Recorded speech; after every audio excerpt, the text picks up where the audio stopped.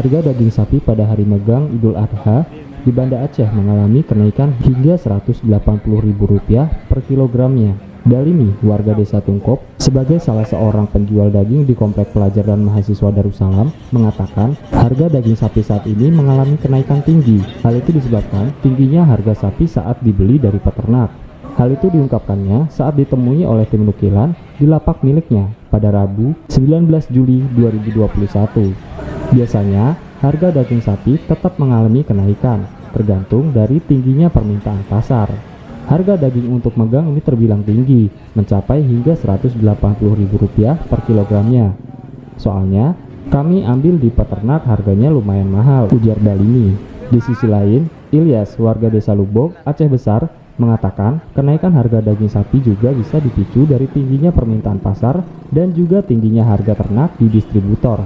Itu tergantung dari hewan ternak yang ia jual, tergantung besar kecilnya.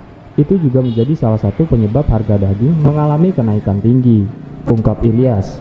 Dari Banda Aceh, Ahmad Nursalam, Nukilan ID.